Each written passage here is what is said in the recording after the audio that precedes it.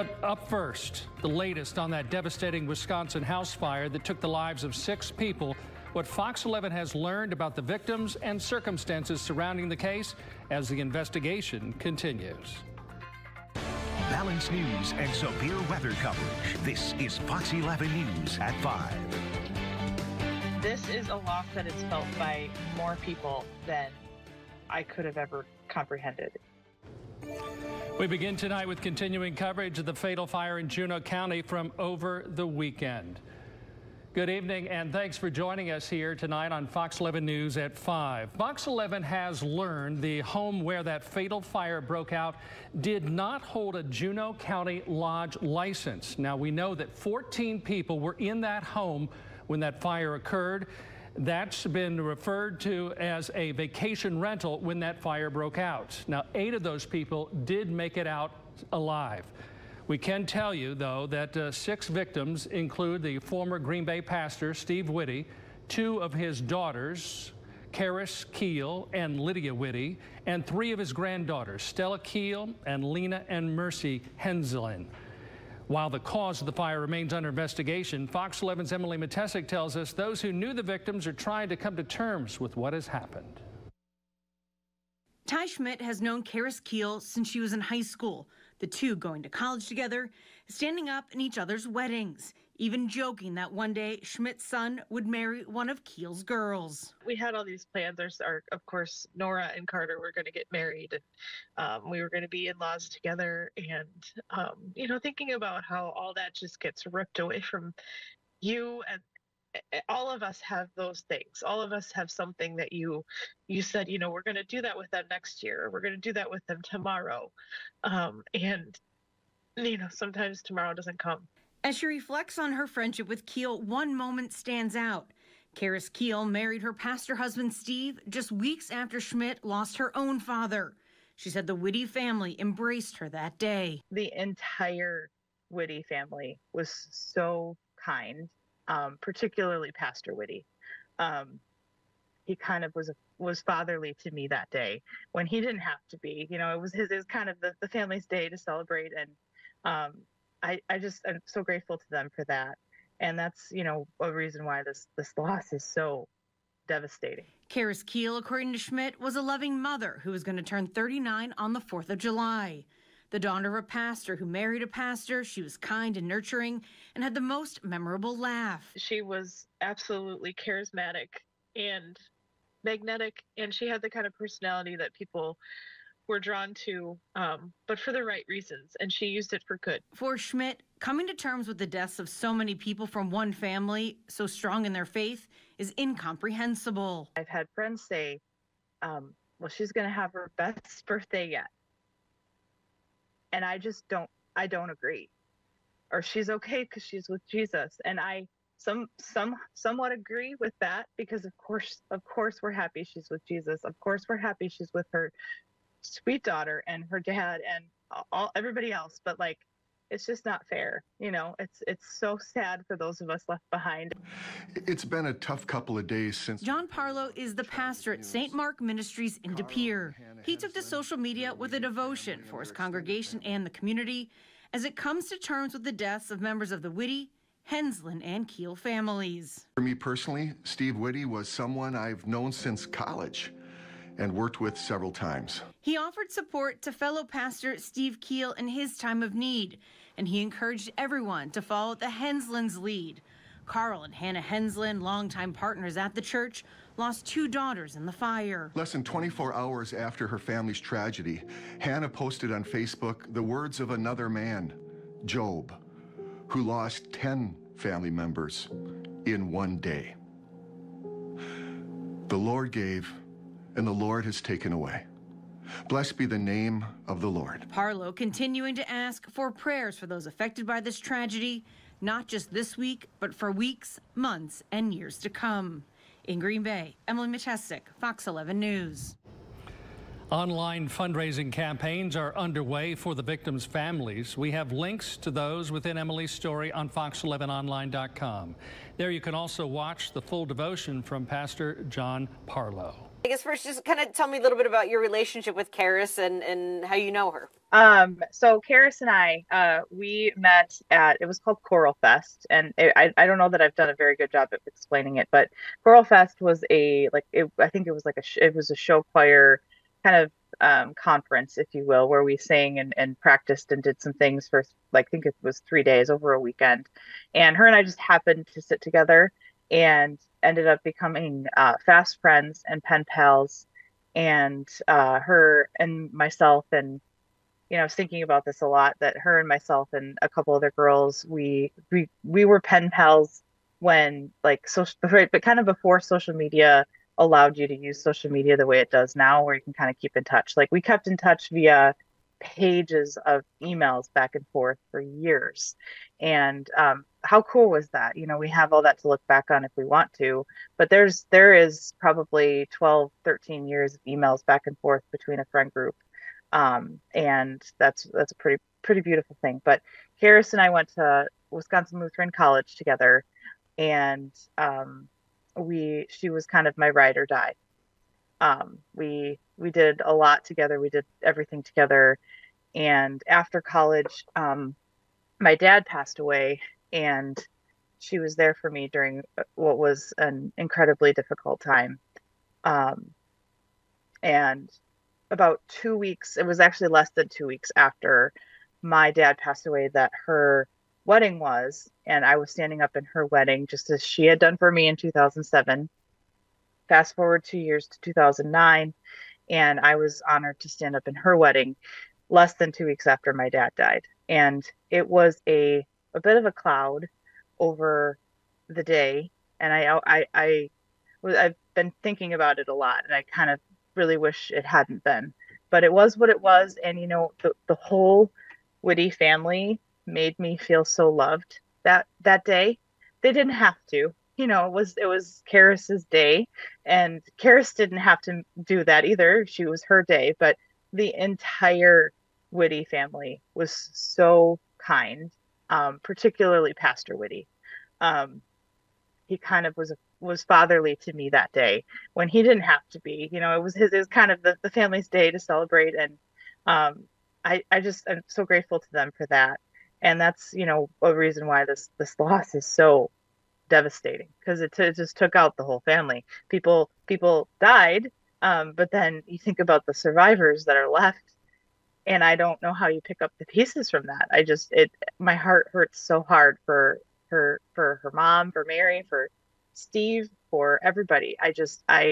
My husband and I were like, what happened? Who, you hear who got out, well, who didn't, and how are they, and what's going on with them? And of course, after a tragedy like this, we're not going to insert ourselves. We're not going to be like, calling people up like, hey, what's the update? No, like, you can't. You have to give them the space. And as somebody that's gone through a traumatic loss suddenly, I know that firsthand. I know what it's like to be in that triage mode, and that's why I can't even imagine being in that triage mode for 6 family members. I can't. It doesn't compute. Yeah, I mean, I know, how do you deal with something like this? It sounds like, they're very faithful people, and that they're relying on their faith, that maybe some of us who maybe aren't as faithful might not necessarily understand that.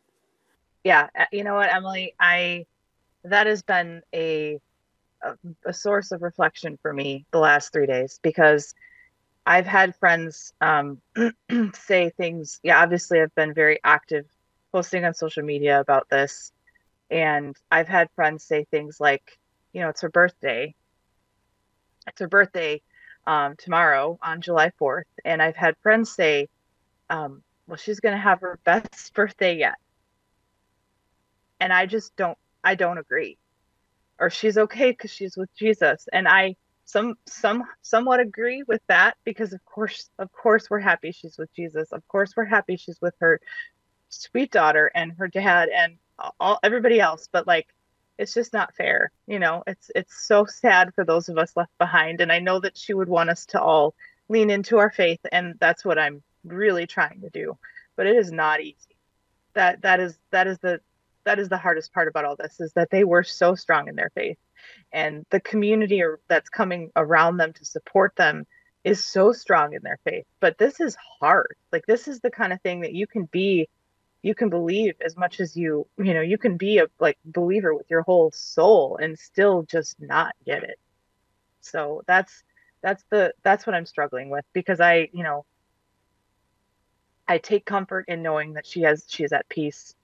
But it's hard.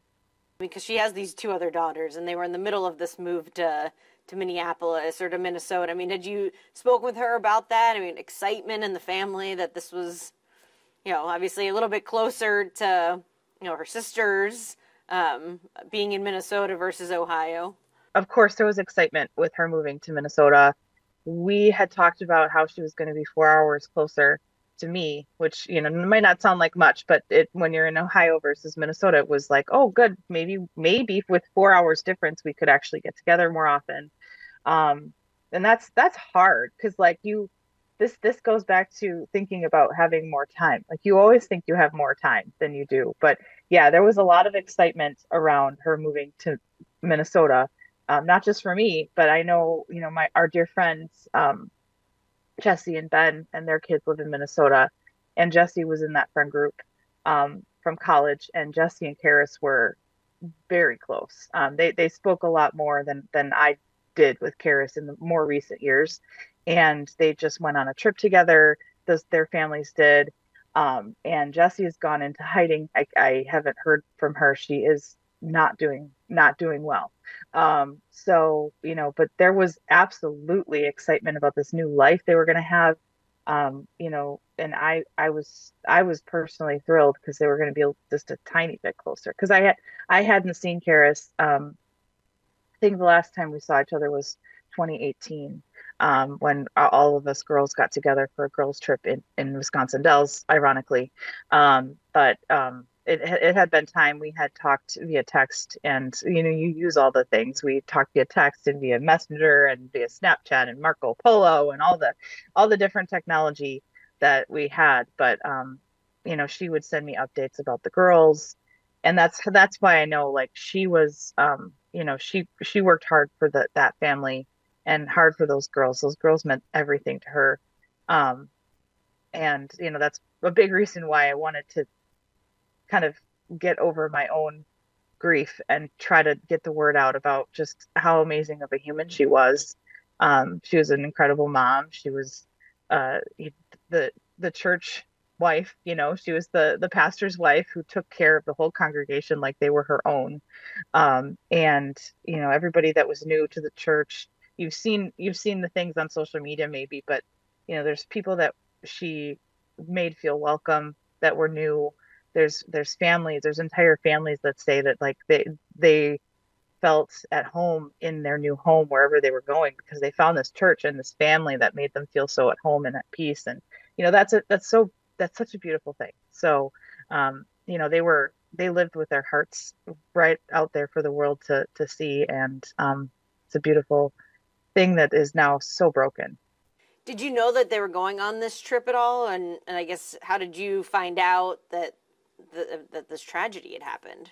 Obviously, Karis's birthday being the 4th, her family or Steve's family or something, they're usually in the Wisconsin area or doing something in Wisconsin with family this time of year.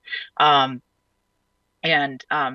gets back to my regret over last year when she was in town and in this area. She had reached out about getting coffee, and I can't remember what was more important or where I was or why I couldn't, but I sure would want that coffee now, because this is the time of year, yes, when we would try to get together, even if it was just a cup of coffee, and that would hold us over for a while in person. But friendship is so much bigger than that, and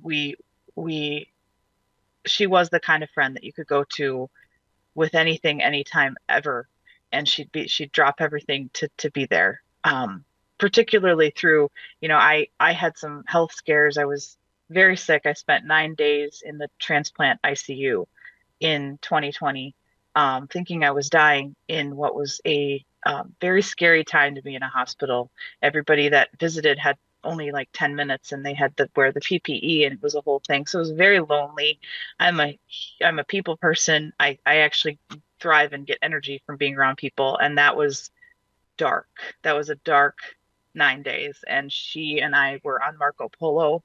And I'm glad we had that, because we didn't, nobody would know, except for us, that we had that time where she, we reflected on all the good times, and she got me through what was a very scary thing. So she was a good friend.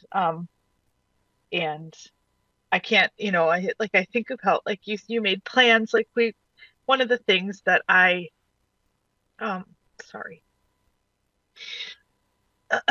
one of the things that I thrive on and brings me joy is looking forward to things and looking forward to something.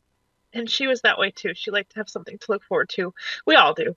But we, of course, had all kinds of plans. We had, we were going to do and travel and, wine tours that I can't do anymore because I'm sober. But, we had all these plans. Of course, Nora and Carter were going to get married, and we were going to be in-laws together. And, thinking about how all that just gets ripped away from you, and all of us have those things. All of us have something that you said, we're going to do that with them next year, or we're going to do that with them tomorrow. And, sometimes tomorrow doesn't come. And that's hard. That's hard for the people left behind. And, the fact that they're up in heaven is great. But the grief for the people here, is, I can't even put it into words. Talking to friends, mutual friends that we've made and had over time, everybody is just shaken and broken. And like, obviously the family, her mom and Steve and everybody, like, that is this like cataclysmic event for them. And then just the ripple of like how that affects everybody else. It's just, it's devastation. Like, it took out a family. It took out so much. How did you find out? I guess, did you know before the church put things out, or had you heard rumblings, or you just?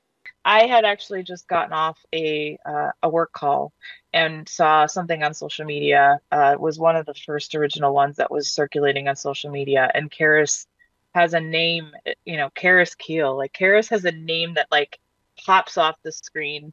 And it did. And it felt like a bullet to my heart, because I saw her name. I saw fire. I saw death. I saw Steve Witty's name. And I thought like that can't be, couldn't be real. I mean, my husband was right here, and I said, like, there's no way, like, that has to be fake. And then the first thing I did was reached out to the friend group. And that's how I figured out that, my dear friend Jessie was kind of, she's still not ready to talk about it.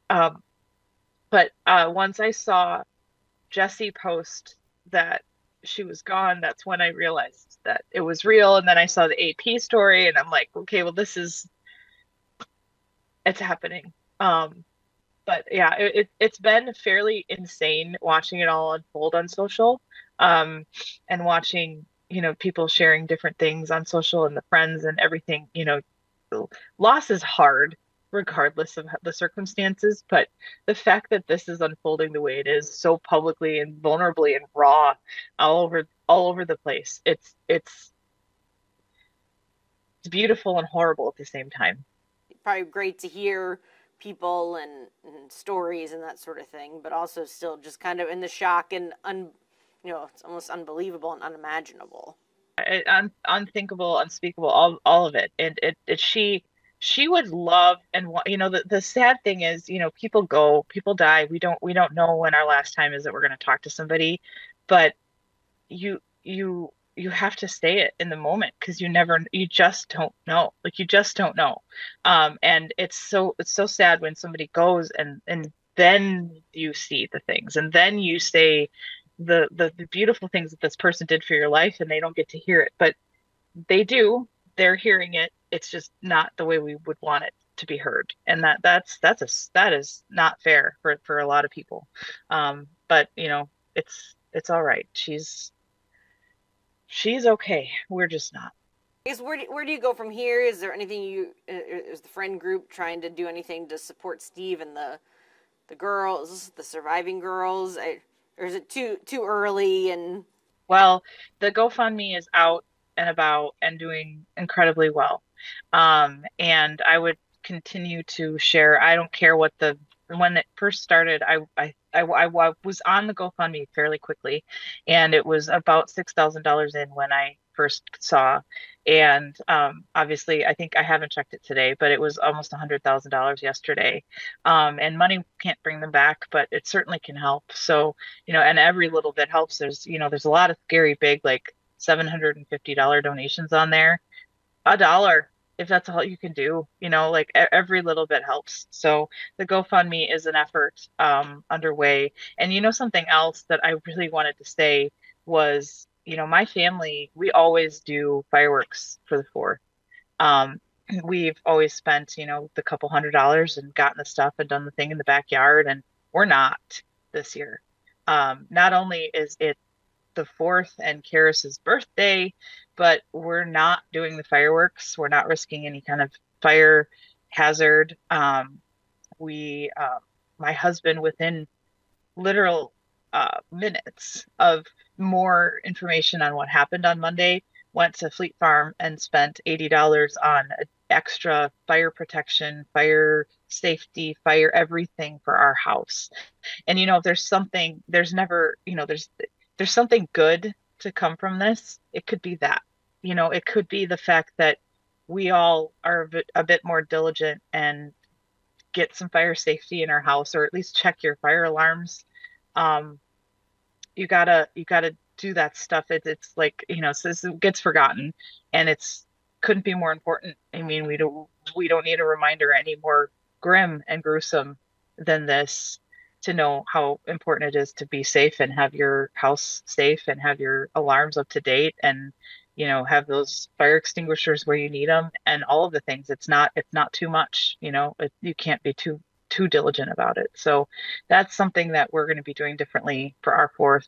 We may light a sparkler for Karis's memory, but other than that, there's going to be no fire around us. Yeah, I mean, is there anything else you want to say about her that you think people need to hear? The kids these days talk about Riz and charisma. Well, she put the charisma in Karis, right? She was absolutely charismatic and magnetic, and she had the kind of personality that people were drawn to, but for the right reasons, and she used it for good. She always had the best interests of everybody she cared about in mind. She was an incredible director for Mary Kay. I'm so sad for her team. She was a lot more than just a national sales director to them. I'm national sales director. I don't know. She kept getting all these promotions. I'd fact check that, but yeah, she was more than a team leader to them. She was a friend. She was a source of stability and strength and inspiration. And she was an incredible leader. She was a great leader of not just her family, but her friends and her people that she led on for Mary Kay. I can't believe she's gone. Talking to reporters and stuff feels so crazy. Like, it just feels like, it feels like a horrible nightmare. It really does. So, one thing, it's not my story. This is her story. But I had the opportunity to be part of a book called Triumphs of Transformation, and I didn't get to tell her about it. She would have been so happy for me and so proud of me. But I submitted my chapter on Sunday, the same day that she went to heaven. And that is something that I am processing, because that's, she would have been so happy and so proud of my recovery and of my my trajectory is just so promising right now that she would have. I just wish I could have told her, and that was another thing, like with the waiting till tomorrow thing. The friends and everything. I thought I'd message them. I even said this. My husband's name's Steve too. There's just a lot of Steves in our world. My husband's name's Steve. I said to my Steve, which is how we talked. Was her Steve, my Steve, Dad Steve. Anyway, I said to my Steve, I'm gonna message the girls and tell them all about the book, and I was like literally last week, and then there was the Facebook memory that came up of us and our crazy trip to the bluff. I don't know where we went. It was just we just drove and we kept driving and we ended up at this bluff, and it was so pretty, and we did like a goofy photo shoot, because that's the kind of goofy nonsense that you do in college. And we were gonna go back. I made the comment on the post. I was like, yeah, we got to get back to that. Just take me back to that bluff. Take me back to that day.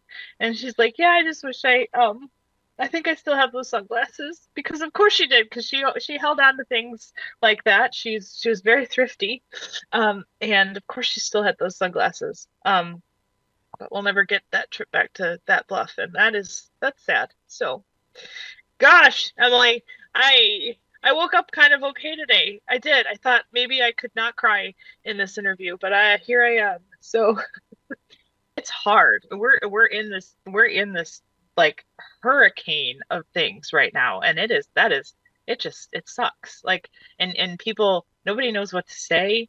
And the thing is, when you don't know what to say, sometimes the best thing you can do is just not say anything and just be there for the person, be there for the struggle, feel it with them, but you don't have to fix it. You don't have to solve it. Even if you can't donate, or you're not a meal train person, it's okay. Just be there for somebody. Just sit and be with them in the suck. And that's all any of us can ask for sometimes.